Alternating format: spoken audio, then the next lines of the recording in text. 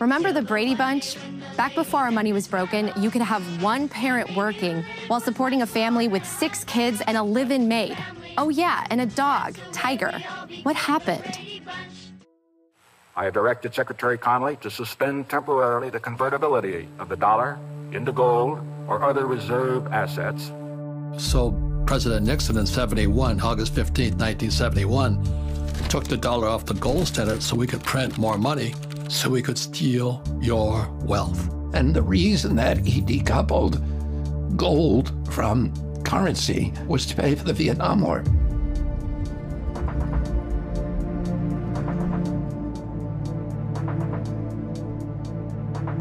The dollar will dramatically lose its purchasing power. The more they print, the more it gets diluted.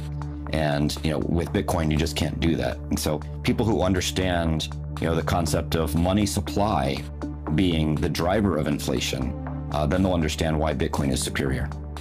So a single politician with the ability to print money can turn employees against employers, can turn the customers against the vendors.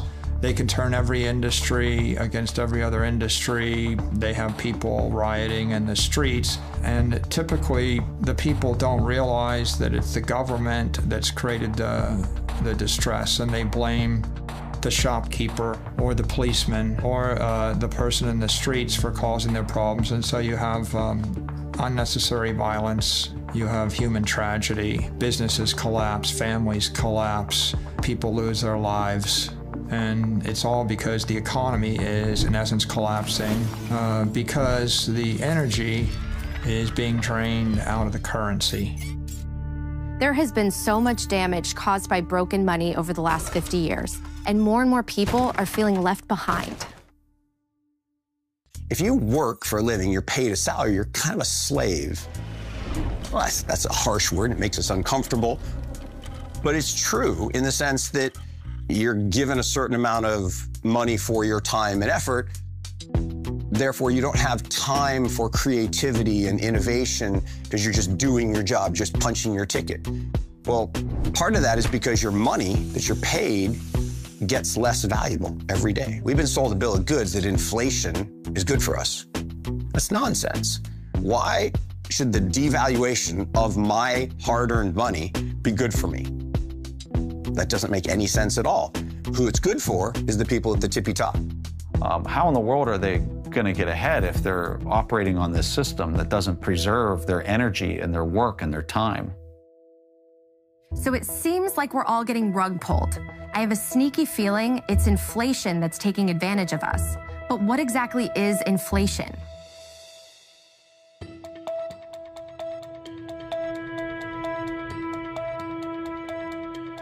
There are 2 kinds of inflation. There's inflation due to unfortunate acts of God, force majeure. So if the monetary system is being run perfectly, and if there's a tornado or a hurricane, and there's a temporary shortage of goods and services, then prices will go up. And so that is physical inflation. But there's another form of inflation, which is monetary inflation, and this is much more common. And this is generally the source of 98% of inflation in the world, the vast majority of it. And that's when all of the goods and services and assets in a society are priced in a currency that is in and of itself inflationary. So if I price things in the dollar and I double the supply of dollars, the supply of houses doesn't increase, but the supply of dollars does increase, therefore the prices will probably double over time. Typically, especially if you're going through a hyperinflation, wages do not keep up. They do not keep up. And so inflation eats into purchasing power. You can't buy enough to feed your family. The average income in this country is now $5,000 less than the average cost of living. So the cost of basic human needs, food, shelter, and transportation is now $5,000 more than the average person makes, which means if you're in that category, which is most Americans, you now cannot make ends meet. Here in the United States, they target 2% inflation. They're literally saying we want to steal about 2% of your purchasing power every year. And then we have years like this where the inflation rate is 7 or 8 or 9% higher than normal. That means they're just stealing our purchasing power even that much faster. So there's no honest unit of account for them. It's just a credit-based system. They're just making different numbers on their spreadsheets, and they say, you know what, we're going to create this much more credit this year. We're going to destroy this much more purchasing power. And it's the citizens of the country that pay for that. We're paying for our government to make irresponsible decisions. So yes, I think that's very immoral. At this point, it's getting very difficult for people to catch up. We're seeing more people working multiple jobs just to make ends meet. We see more dual income households. There's less households where you just have one person that works and one person that stays home and runs the household and the family. Now everybody's working. So let me get this straight. We take our God-given talents and work really hard, and our money buys us less and less every year? I don't like the sound of that. So how does government create money? We print it digitally. So we as a central bank, we have the ability to create money digitally. We also print actual currency, and we distribute that through the Federal Reserve banks.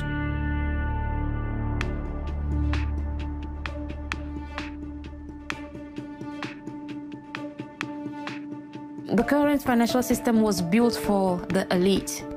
It was built to ensure that those that control institutions and have a vast amount of money can make even more profit at the expense of regular citizens that are from the working class. The current financial system was designed to promote the wealth of a minority, which is why that minority tries everything possible to discourage people from using Bitcoin, because they know they will end up losing that privilege they have been carrying for centuries. So we can't trust money to tell us accurately how much value we create. So it's not hard to see how we go from this to a world where a lot of people just don't even know how much they are worth to the world. And that makes it easier for the bullies of the world to step in and say, you know what, we'll tell you how much you're worth. A person who gives themselves to honest labor and gives an honest day's work deserves a wage that will allow them to sustain their lifestyle at a basic standard. And if that's not happening, then we have a problem in terms of the way our economic structure works. And there are a lot of people who work multiple jobs in order to meet that standard. And that is probably an indication that we have a problem. It's not good stewardship to put myself in a position where I acquire so much debt that I can't sustain my living. And we have people who are doing that all the time, and we have people who in some ways promote the idea that you can live this way. The incentives exist for the Fed to provide extremely cheap credit to banks and for them to mark it up a little bit because it's profitable for them, and then to offer that credit pretty cheaply and essentially create, debt slaves or indentured servants out of every American and anyone else around the world that they can lend to that is plugged into the Western banking system. That's just the incentives of the system that we have today. So was our monetary system designed to siphon away wealth from the working class?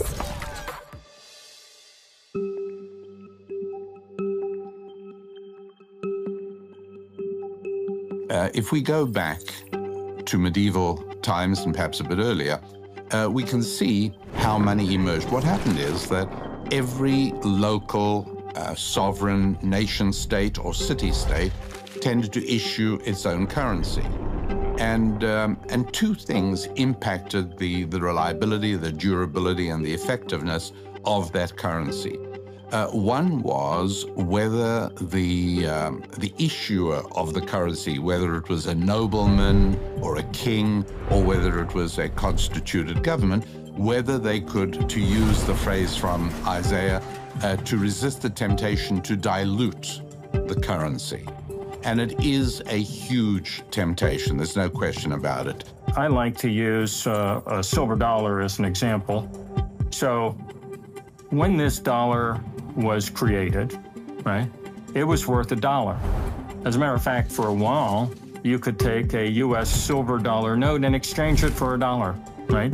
So this used to be $1. Today, I just checked, and it takes $38, paper dollars, Federal Reserve note dollars, to buy $1 of silver.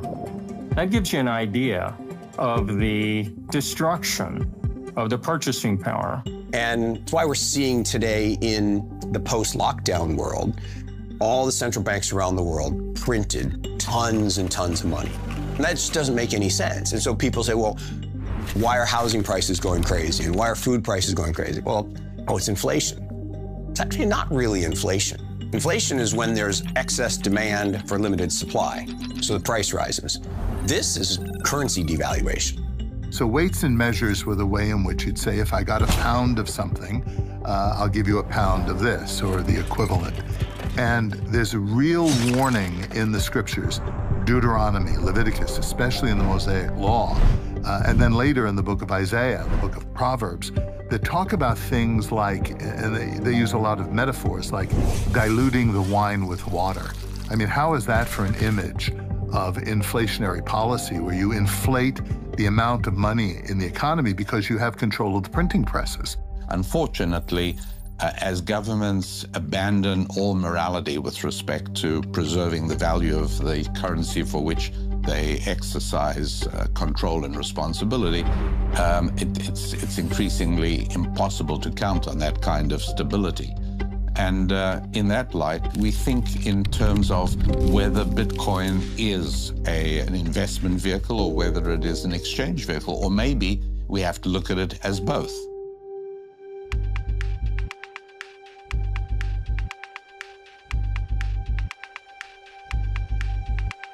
There's no actual mechanical difference at all between you and I putting together a dollar printing machine and spinning up some counterfeit $100 bills and trying to go out, take those into the world and trade them for goods and services.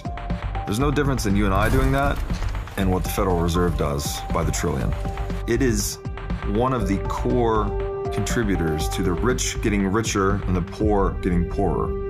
The particularly egregious thing about fiat currency is that it can cover up theft in the name of policymaking, whereas electronic currencies based on algorithms can't do that. If you think of the average citizen, it is very hard to plan your life if I don't know what the central bank is going to do next month, let alone a year from now, 5 years, or 10 years from now. I use the example of baby boomers, right? Baby boomers, when we were young, we thought $500,000 would be a perfectly good amount of money to retire on. And now, suddenly, it looks like $500,000 is nowhere near what you really should have to retire on. Well, the reason for that is the systematic destruction of the purchasing power of those dollars. So that makes all baby boomers and all citizens more dependent on government. And that's very good for government. So not only are people unable to retire, they can't even get their life started.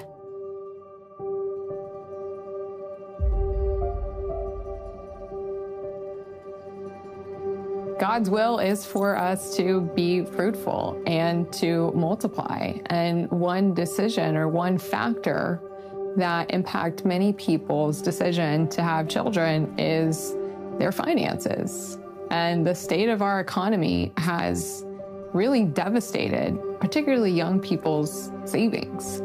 And I have a ton of friends who have decided not to have children or not to have more children because they feel like they can't afford it. So I do think inflation can impact some people's decision on if they want to have children or not. And I think that's a really sad thing. I have experienced this in my life. I have put off having a family. I've wondered if I'll ever be able to afford a home.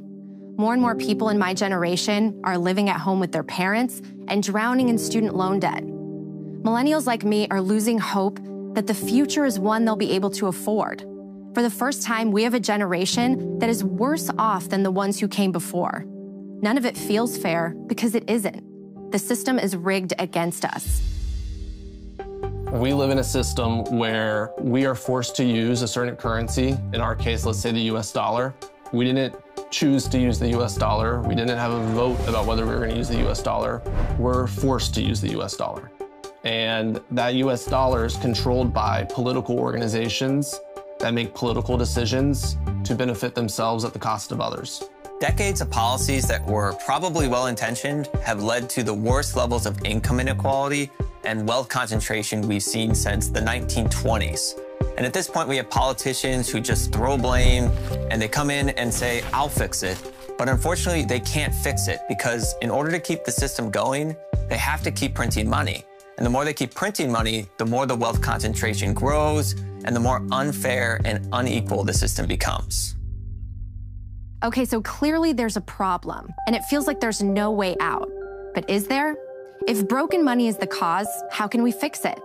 More and more people say the solution is Bitcoin. My perspective is that Bitcoin does fix everything. And Bitcoin is about community. It feels healthy. It feels like it's doing something good for society. It's something that's non-political.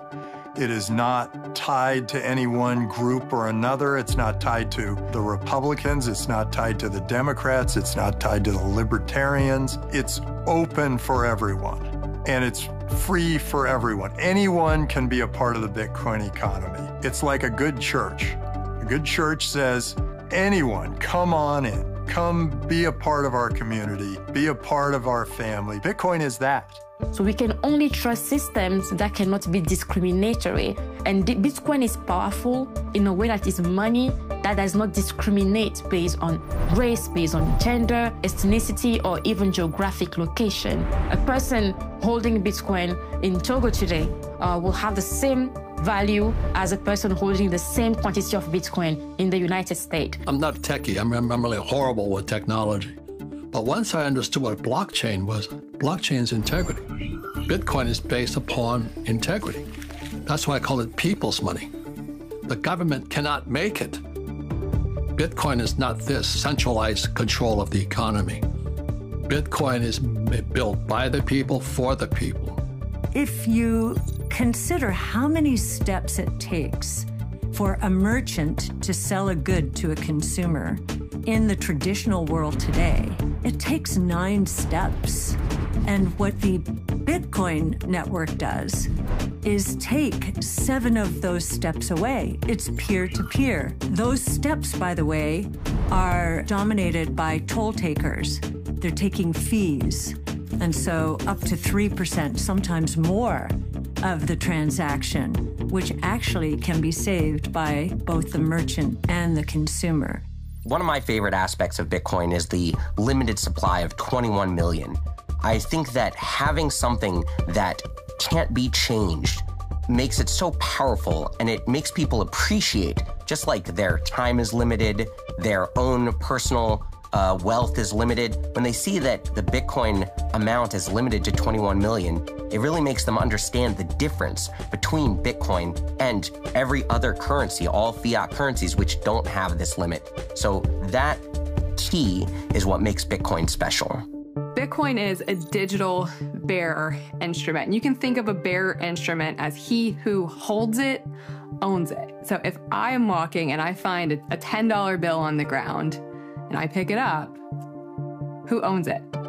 I do, because I'm now holding it. If I give it to you, now who owns it? You own it because you're holding it. That's a bearer instrument. She who holds it owns it. How do we make this happen in a digital world? Well, it wasn't possible before Bitcoin because Bitcoin solves what's called the double spend problem. Think about it when you take a picture on your phone and you send a picture to your friend. You still have that picture on your phone, and then on your friend's phone, they have a copy of that picture.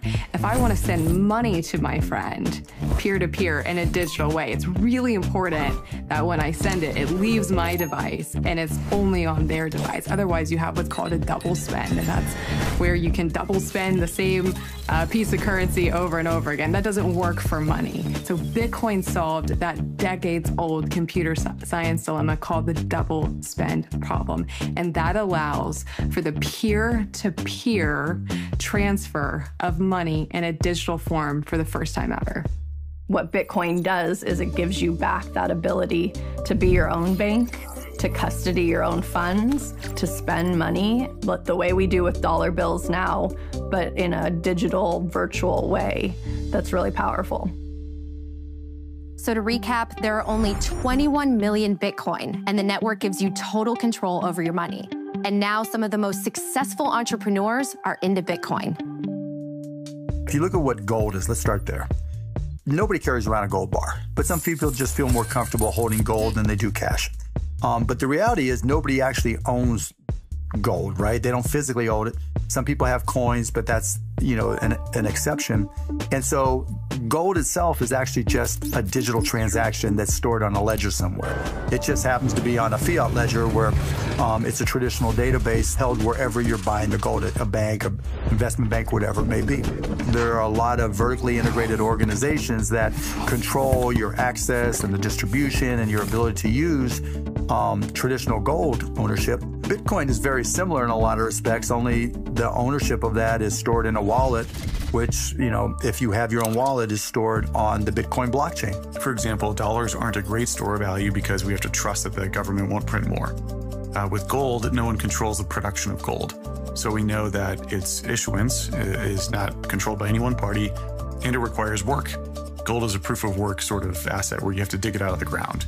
And Bitcoin has some of these same characteristics. Bitcoin, as a store of value, it's great because you can carry it in your own wallet. You can cold carry it, which is a huge advantage. You can be anywhere in the world, and there's an ability to transfer it or use it. That's a huge advantage. You can transfer it to others or buy it from others in seconds. That's a huge advantage. And you can transfer it as a method of payment in a lot of respects, and that's a huge advantage. Those advantages are legit and offer people a good reason to use it. And, if you're a speculator or you're using it purely as a store of value, it's easy to trade, store, buy, and sell. The reason Bitcoin is better than gold is that it's more transferable than gold. If you try to move $1 billion worth of gold, you need like an army to move that, and it's very expensive. If you need to move $1 billion worth of Bitcoin, you could hit a couple keys, hit send, in 10 minutes, it's transferred at the speed of light to anywhere in the world. So it's more portable than gold. It's more divisible than gold. So you could divide Bitcoin by up to 8 decimal points. So the smallest unit is called a Satoshi. So it's more divisible. If you try to divide a bar of gold or a gold coin, you go pay for Starbucks, you can't do it. So more divisible, more portable, and it's more verifiable than gold. It's hard to verify gold. Bitcoin is easy to verify. You just type the key into a blockchain explorer, you could verify that you're Bitcoin. So to get this straight, Bitcoin is a digital asset that moves through the internet without a third party like a bank or credit card company approving the transaction. All right, let's go a little deeper. You've probably heard of the word blockchain. So what is a blockchain? Blockchain just refers to a ledger. So the Bitcoin blockchain is a digital ledger of transactions where all the computers on the network have to agree to add a block to that ledger. So it's a chain, essentially, of blocks that each contain a list of transactions on the Bitcoin network. And the whole community, essentially the whole network, verifies that those transactions are accurate. The idea of a digital ledger will make more sense if we get a clearer picture of how ledgers work. The ledger is nothing new. It can be traced back to the 11th century and was popularized in Florence, Italy during the Renaissance in the 14th and 15th centuries. It's simply the way we've been keeping track of who owns what for about 1,000 years now. For example, when you deposit money in your bank account, you have a credit on the right side of the ledger. The bank has a debit on the left side of the ledger because they owe you that deposit when you want to withdraw it. Easy enough. It gets a bit more complicated when you want to buy something with the money in your bank account. Now the bank and the store have to reconcile your bank account with the store's bank account to move the money because they each have their own ledgers. And your ledger has to reconcile with their ledger, which can take a few days, or up to 30 days as with credit cards. Now multiply this times billions of people moving their money to buy things every day. And remember, the banks on both sides take a fee. All these transaction fees add up to trillions of dollars each year. That comes out of your pocket and the store's pockets. The beauty of Bitcoin is that it's one universal ledger that's updated and distributed around the world every 10 minutes. Best of all, it requires no middleman like a bank, which gives you complete control of your money. So So now that digital ledgers make sense, you might be wondering how you keep your Bitcoin safe on the blockchain. The way that I would describe storing your Bitcoin on a blockchain is like a locker system. So at your high school, you had a locker, and your locker had both a public address, so my locker was C19, and I can give that address to everybody. Hey, go put this envelope in my locker, C19. That's my public address. But only I have the key, the private key, to open that locker and move stuff from one to another. So securing my Bitcoin or cryptocurrency would be the same thing, where you have this blockchain, which is like this digital locker system, and there's a public address, and everybody can know that address, and anybody can deposit into that address. But only I have my key to unlock that. And where you're storing your keys, there's typically some secret phrase that you need to keep in a safe place, which is what's used to create your secret key. The way most people store this is in what's called a mnemonic phrase. And you've probably seen this where it's either a 12 or a 24-word phrase typically. And each of those words comes from a specific word list. And when you stack those words together, 24 words is the number most people use, which corresponds about to the number of atoms in the known universe. And so we're storing a tremendous amount of randomness there that makes it computationally impossible to break into. And that's the piece you need to keep safe. Okay, that was a lot to throw at you, so let's try to keep simplifying it. Bitcoin might seem complicated. At the same time, I'd argue it's way less complicated, actually, if you look underneath the hood to figure out how banks settle transactions. But most of the people don't care, right? In traditional finance, you hit the button, it goes somewhere, and it just ends up in my wallet, and nobody asks how it got ultimately from point A to point B.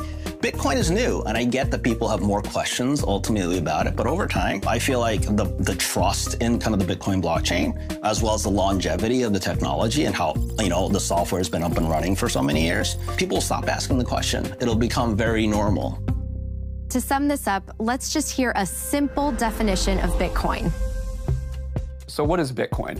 Bitcoin is a piece of software that allows two parties to exchange value over the internet in a transparent and trustless fashion, as easy as sending an email. So we're free to send Bitcoin through the internet as money without permission from any government or bank. But you might be wondering what the difference is between Bitcoin and the CBDCs you've been hearing about. What a CBDC is central bank digital currency. Now, what it is they're trying to take, and when I say they, I mean central banks and the government, are trying to take the concept of fiat currency and digitize it into a digital dollar. Now, the challenge with this is that allowing the state to create these central bank digital currencies, it is creating a mechanism by which the government can surveil every single transaction that an individual makes. And not only can they surveil these transactions, it allows them to turn off your bank account if you start doing something that they disagree with. This is an extremely slippery slope that if we allow the government to go down this path, it has the potential to enslave humanity in the long term.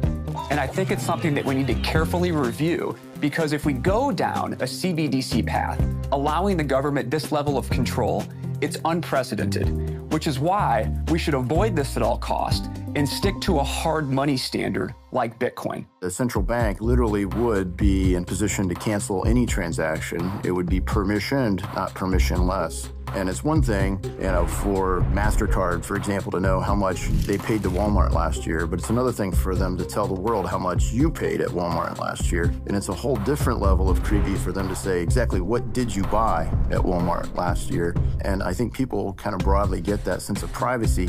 That's what's at stake here. I think the future of money really is one of the most important policy debates we're having today. And when you think about where people could go with kind of an Orwellian surveillance state money system like a central bank digital currency, it really is a good versus evil, and Bitcoin in this case is on the good.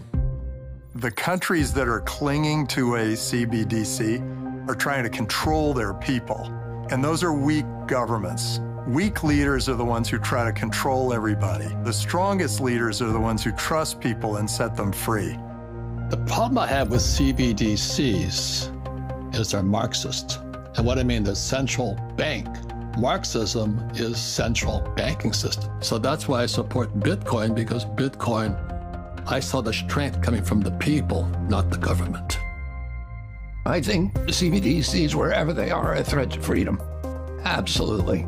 You're seeing CBDCs in China right now where the populace are trying to go into a store and they're scanning a QR code and they're seeing in their wallet that it's an invalid purchase because maybe they're from a region that's 100 miles away, or they're going to a pharmacy and they don't want that person to have access to that type of drug or medical treatment. With the CBDC comes the programmability and control of the government saying you're allowed to do this or you're not allowed to do that. And we've already seen it rolled out in China, and it looks a little scary.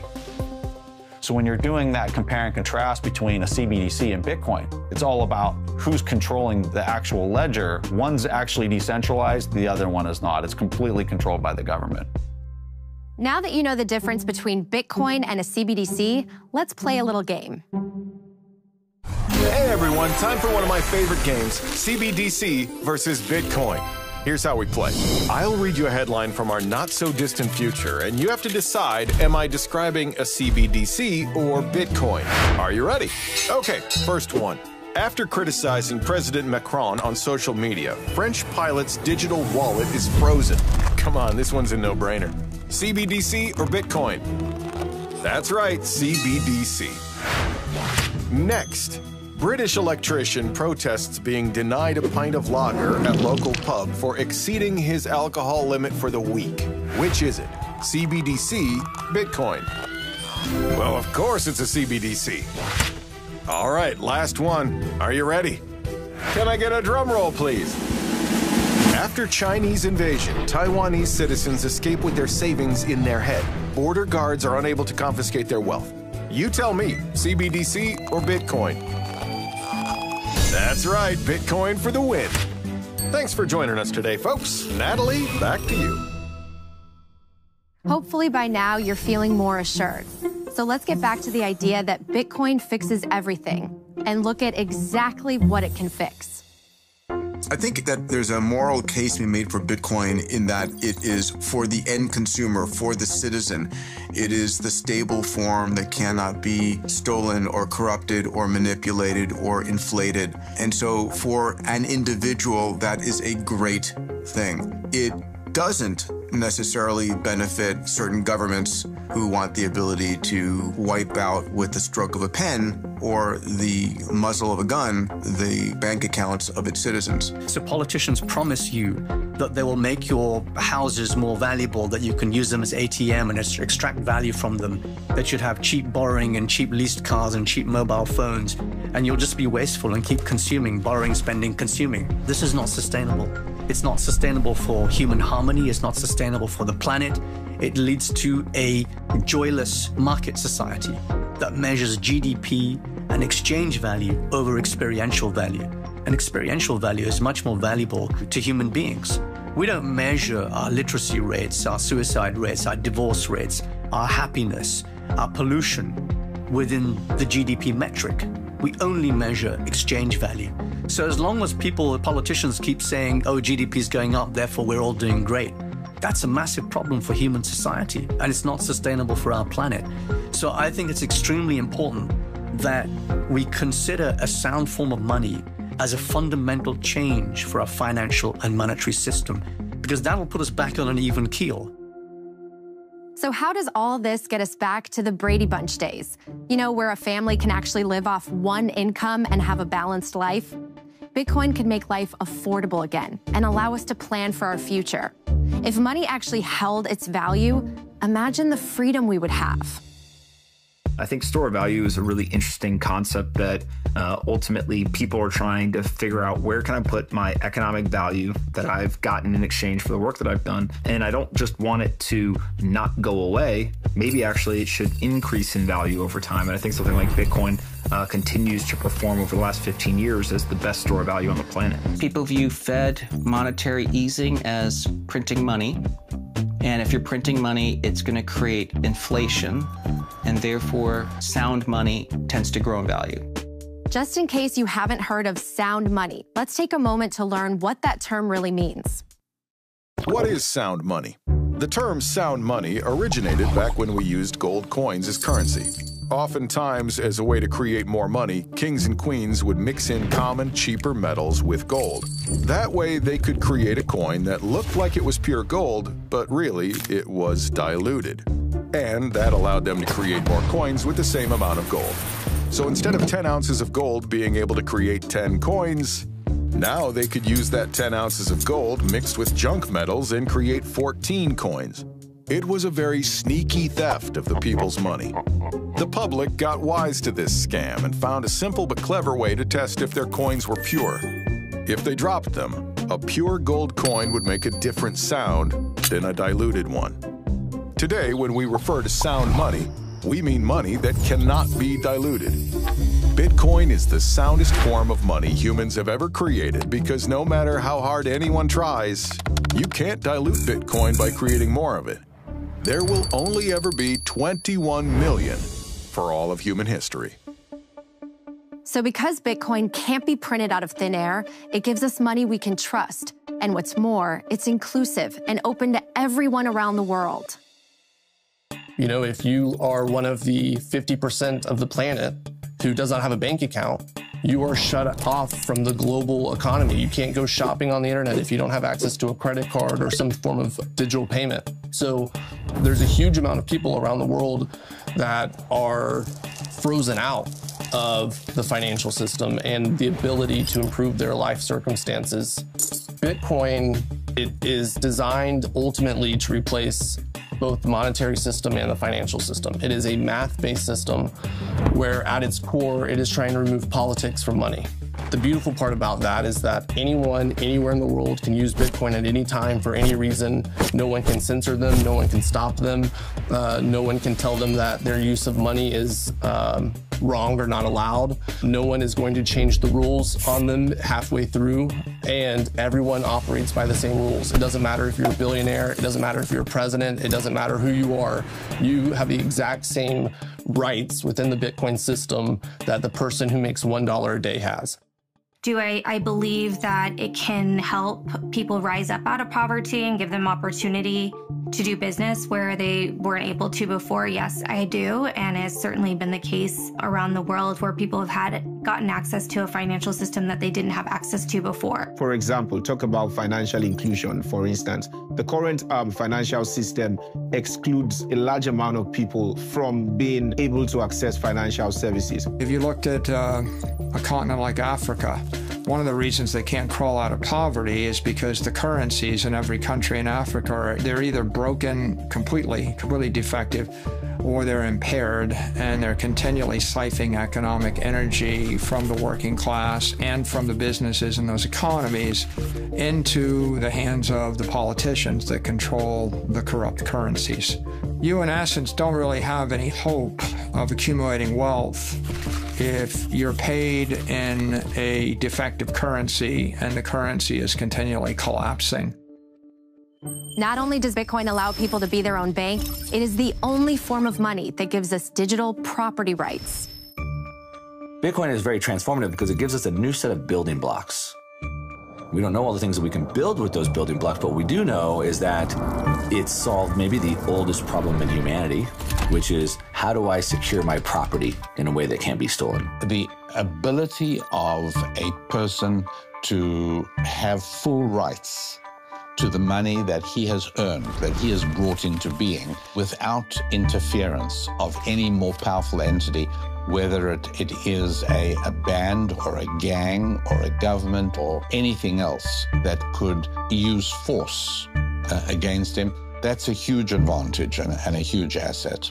Coming from the former Soviet Union, my parents brought my family over 1989. I was 7 years old, along with my sister, and we left the Soviet Union because many people know it was a very oppressive regime. Things were scarce, goods were scarce, people weren't really free to do what they wanted, information was very strictly controlled. So what I found out is that when we left, the government was able to exchange about $100 per person. For my family of four, that meant we left with $400 in our pockets. And that's all we could take with us. Otherwise, our option was to exchange these Soviet rubles on the street, which basically had no value. Had we had Bitcoin back in the Soviet Union in 1989, we could have actually taken our hard work and everything that we had done with us, that value that we earned. If you show up at the airport with all of your money in any other nation state, they either arrest you, they send you home, or more likely, they take your money and send you home, right? Try to walk through an airport in most countries with $1 million of gold in your backpack and see how far you get. You can't even walk through with more than 10,000 of anything. Governments have captured the capital of their citizens, and if they can force you to use the currency while they've got the capital captured, they can simply seize as much of your capital as they wish by debasing the currency more aggressively. Bitcoin reverses that balance of power because now for the first time, you could actually store your capital in a hardware wallet or in a set of private keys. And you don't have to move it physically through the airport or on a ship. You can actually move it through cyberspace with 12 words. You can send all the digital capital in the country over a WhatsApp message. There's a famous phrase, an armed society is a polite society. When the citizens are disarmed and the government's the only entity with the guns, then one person can simply steal all the property. And when 95% of the citizens are starving to death, that's not a problem. As long as 1% of the people have the guns and you feed the 1% with the guns, you could still control the country. And that's what happened in many nations, in North Korea, in Cuba, in Zimbabwe, etc. Bitcoin economically arms everybody. Like for the first time in history, you can fight back. You actually can store your economic energy and protect it with cryptography and a 300 exahash wall of encrypted energy, and no mayor or governor or country can seize that from you, no matter how much weaponry they have. And what happens then? If I can't take it from you by a force, I have to negotiate with you. And that means instead of just losing everything, I'm going to try to sweet talk you or negotiate you into giving me half. And we call that tax. If we want to get people out of poverty, we need to give them property rights. We need to give them savings that is theirs. We need to give them a way to build wealth, to build businesses, and to keep that wealth and to pass it on to their children so they can build more wealth. And that is what Bitcoin provides. Bitcoin enables digital property rights for the first time because it's the world's first digital bearer instrument. It allows people to have not only ownership, but control. But what also is essential to a free society is economic freedom. If you don't have the choice of how you spend or save your money, you don't live in a free society. Before cryptocurrency, you needed a bank to allow you to build something and put it on the internet. But now we have money native to the internet, which allows the whole world to participate in a global economy. Ultimately, Bitcoin is a means to fight tyranny, to fight corruption. When you take control of the monetary system out of the hands of a few and make it available to everybody, it is a safer system. Bitcoin provides a way for the abundance gained from technology to be broadly distributed to society that is aligned with the best in humanity rather than the worst in humanity. Bitcoin is value that everyone can recognize. And already 100 million people recognize that value. There was this moment, I was sitting there and I put Bitcoin on a ledger and I looked at the ledger and I thought, this is my money. My money's here. It's not sitting out there in some bank waiting for some bank run to run it out of business or allowing some banker to make a fortune off my money. It's right here. I know where my money is. I think that gives power to the individual. I think that gives power to the people. This is why people find so much hope in Bitcoin. It gives us back control over our time, our energy, and our lives.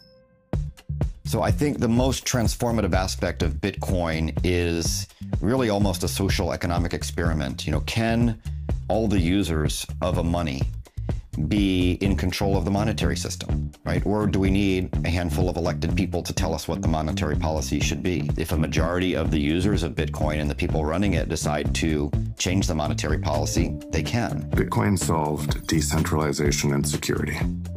And it was the first time that decentralization and security has ever been solved. And for anyone that's gotten into Bitcoin, reading the Bitcoin white paper is usually the inflection point, where it's a 9-page, really easily understood document that lays out what's now the whole cryptocurrency ecosystem. The fundamental idea that we can have a financial system where individuals are really in control of their money. You don't have to have all of the intermediaries that were problematic in the 2008 financial collapse. When I saw that as an engineer, I thought, wow, this is one of the most empowering things that I could imagine. The most important thing is the way it reorganizes human behavior, right? Because for basically thousands of years, most things happened in a trusted way. You had to trust somebody in order to conduct a transaction. You had to trust somebody in order to store your wealth. And now you don't. You can use Bitcoin and you don't actually have to trust anyone.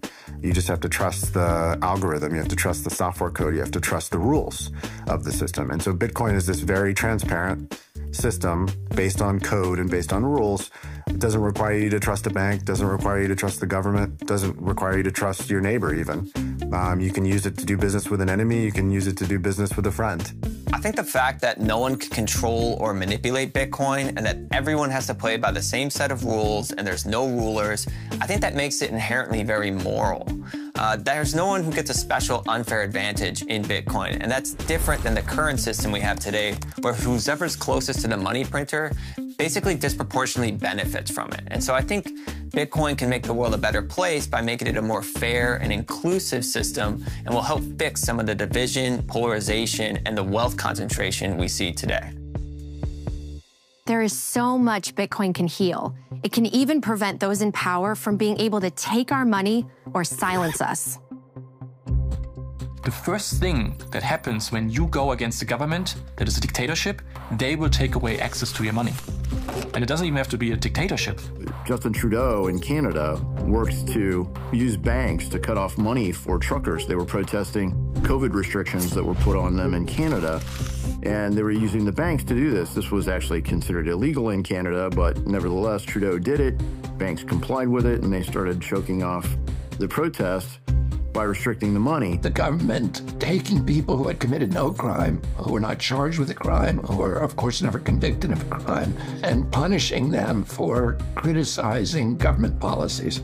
And punishing them in a way that was almost worse than imprisonment, because if you can't get at your bank account, you can't feed your children, you can't buy gasoline, you can't pay the mortgage on your house, because if the government has the capacity to starve you to death, to keep you from getting work, to keep you from shelter, then it has license essentially for any atrocity. And at that point, I began looking more seriously at Bitcoin as a currency that could be used to escape the government surveillance systems. When working in Moscow, when our bank accounts were blocked by the regime, we were able to continue our activities thanks to Bitcoin savings. Basically, Bitcoin gave us freedom of action and freedom of speech at that time. The US government has the discretionary ability to effectively turn off the savings of whole nations at a time. That's what they did with Afghanistan, for better or for worse, after the Taliban took over. That's what they did with Russia in February of this year. Again, for better or for worse. You might say, well, these are the strategic objectives of the United States. That's fine, but what they are doing is confiscating the savings of entire nations. And it's just a fundamentally unfair dynamic, right? You are blending political objectives with people's savings, and that leads to misery, in my opinion. Governments can, at any time, decide they don't like you or me or somebody else and sanction. If we called sanctions what they are, right, financial sanctions, starving children, you're basically cutting off supplies of goods and services to a population, we probably wouldn't like it as much. But when we talk about economic sanctions, whether it's Venezuelans or Russians or anybody else, governments almost glamorize it because they're like, well, we know better. We know what's best. But censoring someone because they have different views or different lifestyle or different perspective on how the world should interact, it's not really our job. So PayPal came out with that policy where they said if you say anything online we don't like, misinformation, which of course, as we found out for the last 2 years, what was labeled misinformation actually came true. But if you do misinformation, they can pull $2,500 out of your account. It's not your money. Of course, they got massive amounts of backlash and they came out and said, whoa, whoa, whoa, that was a mistake. That was a mistake. And what we're seeing in Canada, what we're seeing with PayPal, what we're seeing with the banks is that your money that you think is your money is not your money. And at any time, they can decide to censor you or block it if they want. And at the end of the day, if we don't have the ability to determine our own future for ourselves or our family on a monetary basis, we don't actually have any real control of anything in our own lives. Bitcoin puts you back in the driver's seat of your life, which is why so many people see it as the ultimate force for good. I absolutely believe that Bitcoin already is making the world a better place and will continue to do so in the coming years. There's been plenty of examples of currency collapse just in the last 13 years since Bitcoin has existed. And we get these every single year. So there have been major, even middle-income nations where the currency has effectively failed, and Bitcoin has been a life raft for those people. When the war in Ukraine broke out, I had friends there on the ground trying to help some folks that were stuck in bomb shelters, delivering food and water. And they asked us to help them monetarily, try to help them buy more supplies. On a Saturday night, the only way to get money into Ukraine was Bitcoin. There's no other technology that can cross borders outside of banking hours. So we were actually able to use Bitcoin to send it over there and get local currency to people on the ground and to effect humanitarian aid. And I was really blown away because Bitcoin was the only thing that could solve that problem. And in times of war, all philosophical resistance to things like Bitcoin goes out the window because it doesn't matter. If it solves your problem, you're going to use it. And that's what makes me really excited about it because there's so many problems in the world and those people really need the Bitcoin. We decided to collect some donations in Bitcoin, and Bitcoin was a kind of a plan B for us. The very concept of Bitcoin is tightly connected to the concept of financial freedom for everyone in the world and give understanding that Bitcoin is a significant tool in a fight against global evil. You know, when people go to protest, whether it's in Uzbekistan, in Russia, or Belarus, or Ukraine, or somewhere, it's important that you know that you have financial tool which cannot be turned off in the moment when you need it, when you need to be able to fight for your freedoms. And shouldn't be naive thinking that someone in your country would not abuse the power. One day it could happen. You have to be prepared. Where you see Bitcoin expanding really fast is actually nations that need it the most. Right? You see why El Salvador is a natural is because they're most punished. They're furthest away from the monopoly system of money today. And so nations that have always seen either hyperinflation or dictators, and what you're seeing is those populations race into this open monetary protocol, and nobody can stop them. It is freedom. These are places where the government has failed in some sense. And so a lot of critics think, oh, well, you know, Bitcoin is just something that, you know, rich Westerners like, and it's a tool to gamble with. But really, the on-the-ground adoption is happening in places where people actually need it. And I think that's an extremely telling early data point. And so, like, if you live in Nigeria, Nigeria has among the highest Bitcoin adoption rates in the world, like more than 30% of people use it. It's actually a very useful tool to do peer-to-peer transactions. Bitcoin, when you look at its alternative as a money where you don't have to trust anyone and you can move it across countries, you can send it to your family. I've heard tons of stories from Argentinians on how they use Bitcoin to get around capital controls, to get around, you know, government restricts the ability to move dollars in and out of the country. And Bitcoin is this fantastic alternative for that.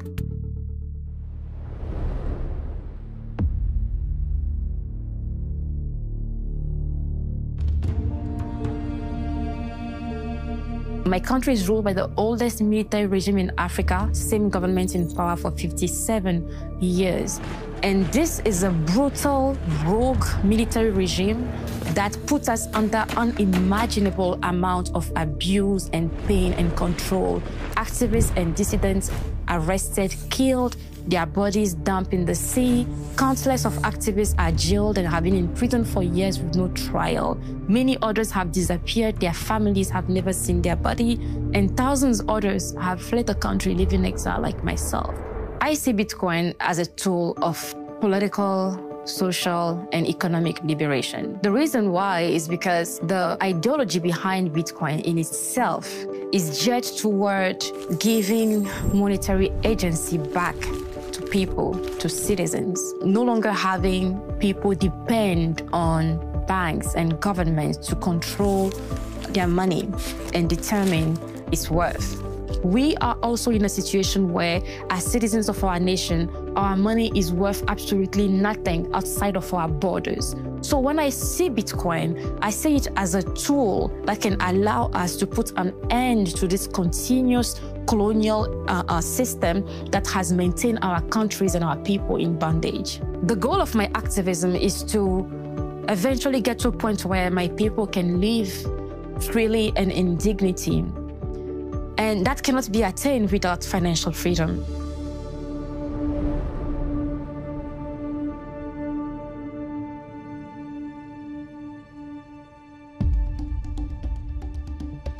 Digital Sun Fund, which is my non-profit organization. What we do is trying to empowering young women and children in developing countries like Afghanistan. But there was an issue about there was an inability to paying these women because many of these women didn't have a bank account, and we have to actually send the money to their male relatives' bank account. And many of these women sometimes says that they never received the money because once the money goes in the hands of the men and the relatives, they prefer to not give the money to the women. And why it's like that? Because in a conservative communities, some men are trying to control the lives of the women. And obviously, the first thing is that they don't want that the women have the financial freedom. So we heard about Bitcoin, and we thought, wow, we can use Bitcoin and send to the women directly, and they can have control of their own finance. That was interesting, and we deployed a Bitcoin wallet within our system. We created a user-friendly platform that was very easy for them to find where their wallet is, how much money they're making, and what they can do with this money. Bitcoin has helped us bypass the physical and social barriers. If you have cell phones and smartphones and you have access to internet, you can have your bank with you everywhere. And that's why I think that the magic of the Bitcoin is.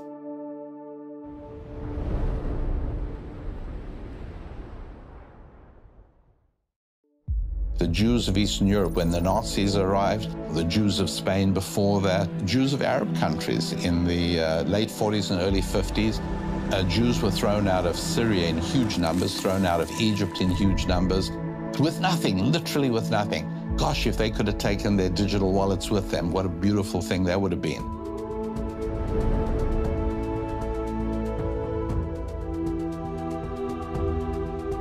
I think Bitcoin is as much an ideology as it is a technology, but because it's an ethical ideology, there are many people that feel very spiritual about it and others that view it as a religion. If you worship truth, if you worship integrity, if you worship conservation of energy and balance in the universe, then Bitcoin is your religion. Bitcoin is ethical, but it's also peaceful. It's not a currency that worships violence.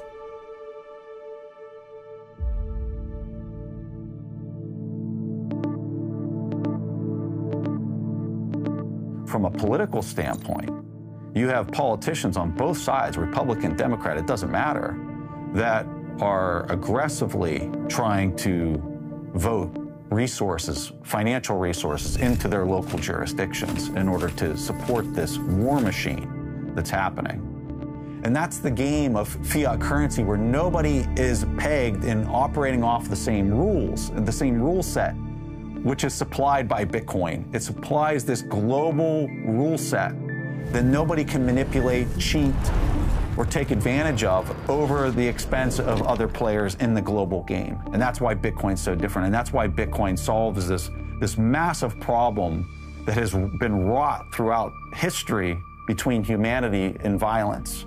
Fiat money is used to fund wars. We've spent $8 trillion on regime change wars over the past 20 years. And all those wars made America less safe and less secure and less rich. There was almost no debate about those wars beforehand. What do we get for those wars? Iraq is now worse off than we found it. We killed more Iraqis than Saddam Hussein. We killed between 670,000 and 1 million Iraqis. Iraq is now instead of a nation, it's an incoherent battle between Shia and Sunni death squads. We created ISIS in the spillover war into Syria, and we drove 2 million refugees into Europe, and we destabilized every democracy in Europe. That process ended up with Brexit, with breaking up the European Union. The riots that we're now seeing in France are a direct result of that surge of immigration that was driven by our wars. So the taxpayer would never agree to fund those wars in advance. And the government doesn't want it, politicians don't want to go to the taxpayer and ask that permission. So it's much easier for them to just declare the wars and then finance them by printing more money. But ultimately, the people who pay for that money are the middle class, and they pay through the mechanism of inflation. So when the governments print money, it has the ability to fund the military-industrial complex and create tremendous reckless spending. So when you look at wars throughout history, that's a very, very profitable thing. And central banks can print money to fund both sides of the war. As a person who was flying attack helicopters in combat, there was almost every single flight I went on, somebody that was being shot at, injured, killed. Providing that support for people on the ground was an extremely humbling experience to just see how destructive human beings can be towards each other. When you go far enough upstream as to what's driving this behavior, why is this even happening? I personally arrived that it's the money that's causing this to happen. And there's probably nothing more important for me in my life than trying to make sure people can understand that there's a better way to conduct exchange. And there's a better way to get along with each other than to have a trusted ledger that nobody can manipulate or change. We need to make war and fear less profitable. That's the real layer 2 solution that we need on top of Bitcoin. It's us, not code on a blockchain, but a human society that makes nonviolence and kindness more profitable than exploitation and greed.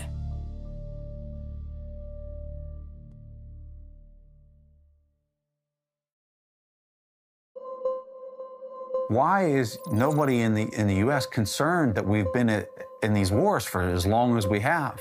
Why isn't anybody asking about the cost of this?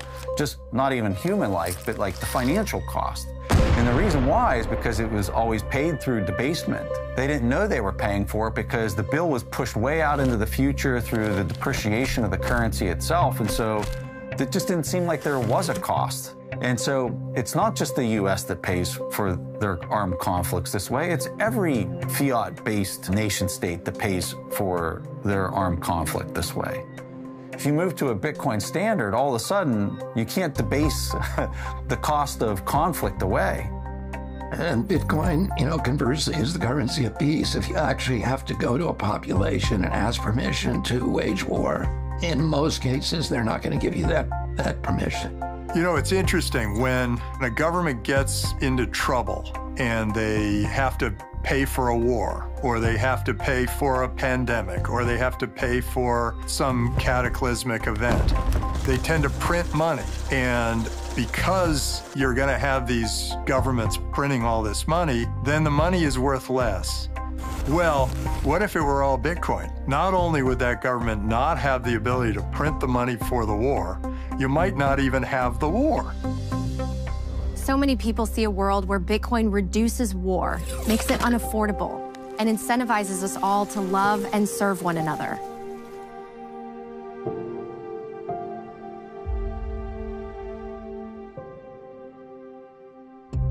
I believe that Bitcoin is just money, and in In the Bible, there are many examples of what just money is and what unjust money is. Without a doubt, government fiat currency is not just money. It steals from the poor and gives it to the rich. It creates more income inequality. I think God hates the current system that government fiat creates. That elite group of people makes decisions based on their own portfolios, based on their own set of priorities or those of their friends and colleagues who mean a lot to them. They're not really making up more money. They're just taking it, very often through inflationary policies, from those who have earned it. It becomes a system of great injustice and even theft. The United States government has been printing money like crazy. It's the dream solution. It's a way of stealing money without being caught. And, spending other people's money is fun. That's all there is to it. It's one of the best reasons to go into politics. You get to spend other people's money. And most voters are not aware that as prices go up, reflecting profound inflation, that this is the doings of an immoral government that is literally stealing the bread off your table. So inflation is theft. It steals from us right under our noses. And sadly, the way people keep up with inflation is to max out their credit cards and take on more and more debt, which only creates bigger problems.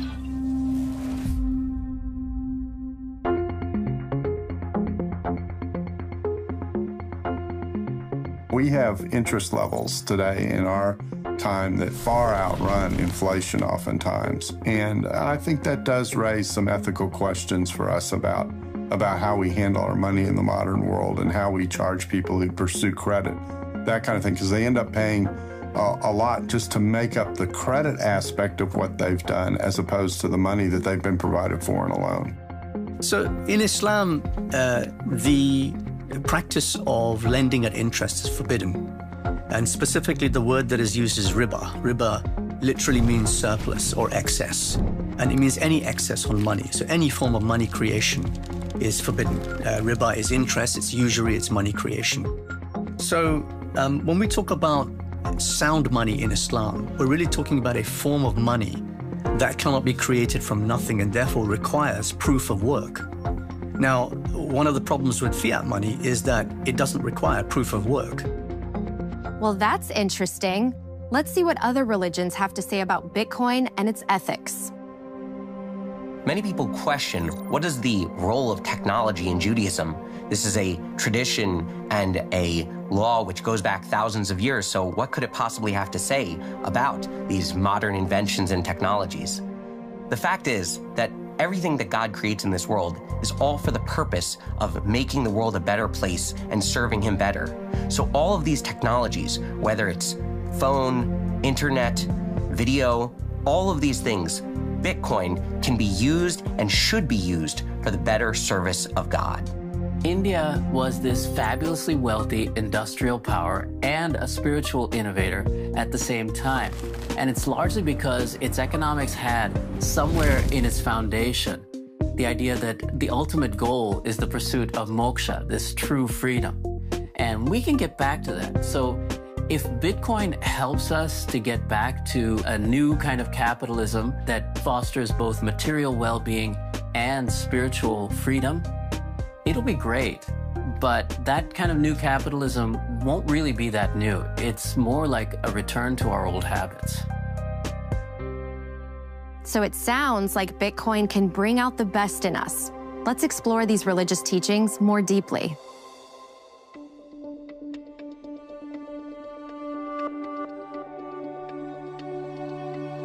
When it comes to Judaism being compared to a blockchain, there are so many points that we can look at. Besides the word chain itself, the transmission of Torah and Judaism through the generations is called histaushlut, a chain of descent from rabbi to rabbi and generation to generation. So what every individual can do is study Torah. They become their own full node. They can validate all of the laws and all of the customs and traditions. And then as new situations arise, rabbis have to deal with how does the Torah have a perspective on these new technologies, on these new questions. That's where proof of work comes in. The rabbis are the most educated and experienced in analyzing and studying the Torah. So they prove their work through their study and through their writings, which can then be verified by every member of the tribe. All they have to do is look into the Torah and validate that what the rabbis are saying fits in with the Torah values and Torah teachings. Particularly as a Jewish person who the Jewish people have been dispersed across the entire world and have had to move from country to country, I can appreciate a money that you can take with you and own and use for your purposes without it being interfered by third parties. Bitcoin is just another step in the technological development of how we can serve God better.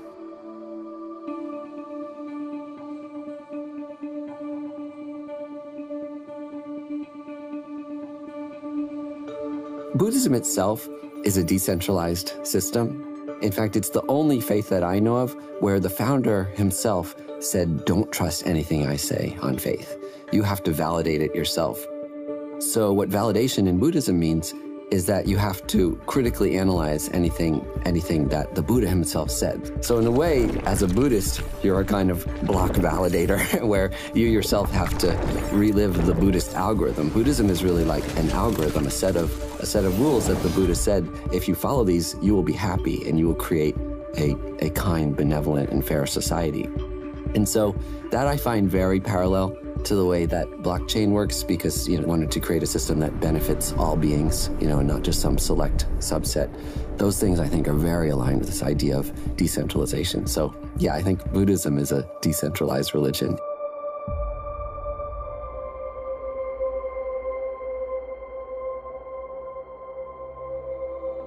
If you have centralized planning, that is, fewer people who are making the decisions about the economy as a whole, you have less information. If you have a decentralized economy, what you have are more people, more inputs, more kind of connection to the reality of what's happening than you would have if you have a small Politburo, a group of policy advisors who are making these decisions, very often influenced by their own particular interests. So when we ask what the Bible says about money, the key thing is that money itself is not evil. Sometimes you hear people say money is evil. It's not. It's a means by which we manage our relationships and barter with one another with different skills and abilities that we have.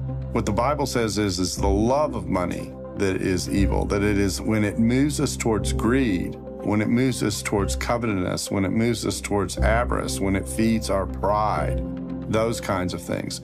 That's when money becomes a problem. And actually, it isn't money that's the problem, it's how we deal with money that is the problem.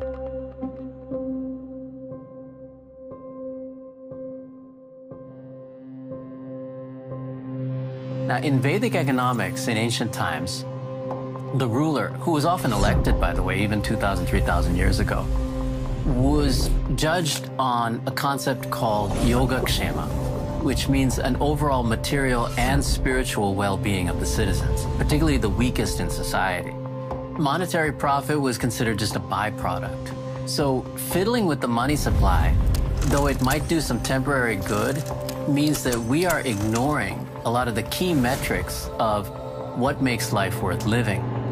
One reason we print this money is to get people to go out and shop with it, or to take on debt at low interest rates so they can go out and shop with that. Now, I don't know of any religion or philosophy that says that the goal of human life is to consume to the point of debt. So in a real sense, we are incentivizing something that goes against our basic morality, and I'm not sure how long we can continue to do that. The truth is, what we really are is divine beings who have taken human form in a material world that we manifest together for a meaningful purpose, to be happy and free. That's the truth, and that's the foundation of Vedic economics. And Bitcoin has a chance to help us to see ourselves that way.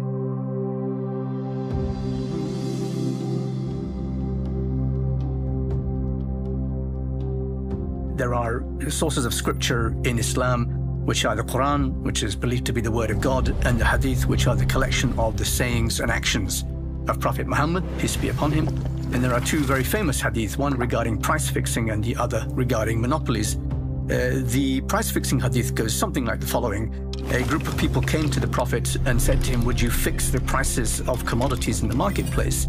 And he considered this and he said no, because he didn't want to cause an injustice against the people. He said that God is the one who fixes the price in the market. So this thing, I think, is very important because it tells us that a free market economy is one that is fundamentally a just economy. I think Bitcoin is the most Islamic form of money ever invented, and therefore, also the most Abrahamic form of money invented, because actually the three great monotheistic faiths share many characteristics in terms of justice and equality and fairness in dealing with one's fellow man. So I think that Bitcoin has those characteristics to be not just the most Islamic form of money, but the most Jewish and the most Christian form of money as well. And I think, therefore, it's a very, very powerful concept, and one which can completely overturn our understanding of the last 100 years of economic history. In a Bitcoin world, people would work together and be free and happy. If fixing our money could help us achieve that, imagine the kind of future we could build. I like to kind of think about how the story of Bitcoin is still being written. The story, the chapter 1 started over a decade ago, and here we are, and we have no idea what kind of the final chapter of the book ultimately looks like. If you think about Bitcoin taking over the world, right, the Bitcoinization of the world, and you play that out to its last element, what could that last stage be from a potential perspective? And that is a world in which there is no other currency. All of the governments have dropped the dollar and the yen and the euros, and all there is in the world is Bitcoin. And it is the standard kind of payments mechanism for anything. A few steps before that is going to be central banks around the world adopting Bitcoin as a reserve currency. I'd actually expect that to happen. At the same time, when I started in this space, I thought this might take out centuries. Every single year, I feel like my time frame gets shorter and shorter and shorter. I think if the world went on to Bitcoin standard, I think what we'd see would be less wars. We'd see government size drastically reduced because the ability to tax your citizens becomes much harder. So if Bitcoin is successful and the world starts to use it, we see the role of government start to shrink quite a bit. And their ability to extract value from their citizens and their ability to wage war is also dropped too. And an optimistic government should look at Bitcoin and understand that this is a movement that's not going to stop. You can't really ban it, and if you do, it doesn't mean that every other country will either. So it's better to get on the train, see this coming, versus try to fight it and try to fight against it. It's sort of like a inevitable sort of change. The things that are happening now are things that we were only dreaming of when we were, on our PCs in computer class in 1985. This is not just an advancement in technology or an advancement in computing or an advancement of a monetary system. In my opinion, Bitcoin represents an evolution of consciousness beyond anything we've seen in thousands of years. We're moving towards a digital future, and we are moving towards a future that's going to require a disintermediation between governments, banks, and centralized control. And Bitcoin grants us this power through an open network that anybody around the world can participate in. It's extremely powerful. And if people adopt it, in time, we will see how we'll put the power back in the individual's hands and disintermediate those at the top that are trying to control the human race. There isn't yet a Bitcoin tangible economy. But that may change. And in fact, I think on some level, it's already beginning to change. So it's obviously something that I think everybody should watch with great interest. I think it would be a great mistake to ignore the Bitcoin economy. I'm excited for the future of Bitcoin because we're just really beginning to understand all of it and the uses for it and the advantages of it.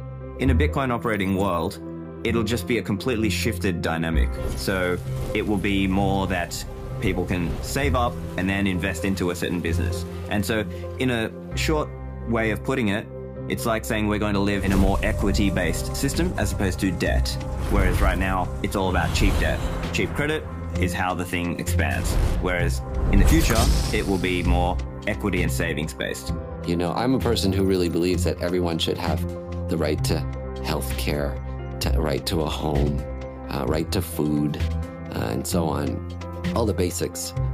We should all have our share of the Earth's bounty. And no political or financial system we've come up with has yet solved that problem for humanity, although we're getting a little bit closer. So the idea of putting it into collectively agreed algorithms that no individual can change is very, very powerful. So these things are happening all over the world. What I see in the next 10 years is that Bitcoin is flourishing. Bitcoin is solving problems for people in the places where they have the problems. That could be currency problems, that could be energy problems, that could be being able to escape from your country. And that growth is something we see every day. It's not shrinking, just like the internet just keeps growing, right? Lots of people ask, how long will it take for the world to be on a Bitcoin standard? Will there ever be a time where Bitcoin is the world reserve asset and the world reserve currency? I think that that's inevitable. I do think that's coming at some point, but I think we're still kind of a long ways away from that. And so maybe 5-10 years from now, I think lots of the world's government fiat currencies are going to dissolve, and that purchasing power is going to be transferred into either the US dollar, possibly the Chinese yuan, and certainly Bitcoin. And the world will be a more just, a more honest, and just a better place to live. We consider a sound form of money as a fundamental change for our financial and monetary system, because that'll put us back on an even keel. That'll actually put us closer to those values that were once espoused 2,000 years ago by the Abrahamic faiths. One of the other areas that I just really like about Bitcoin is this idea that I mentioned earlier, where it's a very unifying technology for us, considering just considering how divisive the whole country is, the whole world. But especially in the United States, we're at each other's throats and we don't agree on anything.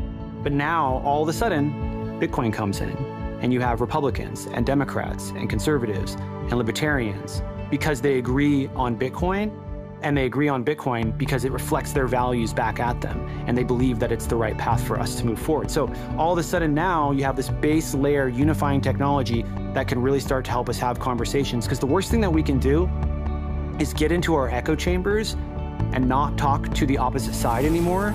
Now you have Bitcoin helping to unify these groups and put them in the same room and have conversations. And I think that's where progress can be made. Our money should reflect actual value creation and not be sort of given to us by a government that's just trying to manipulate the money supply to get us to shop when they want and go into debt when they want. As long as we're manipulated like that, we're not truly free. That's what we need as a change. And Bitcoin gives us a basis. It gives us a tool for creating that kind of society and that kind of economy. We're at a very transitional time in history. If you look back through the long lens of history, what we see is a repeating cycle of freedom, oppression, revolution, freedom, oppression, revolution, freedom, oppression, and it just goes through all of history. And I think we're at a point in history where that cycle could finally break. And I think it could break to one or the other side. And it's going to happen in the next decade or two, and it's going to be up to us to decide which way it breaks. And I think the cycle breaks, and either one, it breaks to where through CBDCs and social credit score system like they have in China, through indoctrination through schools and social media, they can indoctrinate us, they can censor us, they can lock us down, keep us isolated, and potentially prevent any revolution from ever happening again. The other option is that understanding that the source of all their power comes from the ability to print money. The money printer is their power. And if we can defeat the money printer, and they'd have no more ability to print endless amounts of money, then their entire system falls apart. And Bitcoin is that tool that allows us to beat the money printer, defeat their system, and if we move to a monetary system that nobody can control, that system never builds up again. We defeat the money printer, they never get the money printer going again, and we have a life with no revolution cycles of just pure freedom for humanity from there. I see that we do have a choice to make. I always lean into hope and the good in all of us. We should not steal. We should not wage war. We should have a form of money we can trust, so we can build a world of prosperity and abundance for future generations to live together in peace and harmony. Bitcoin embodies that hope, purity, and truth.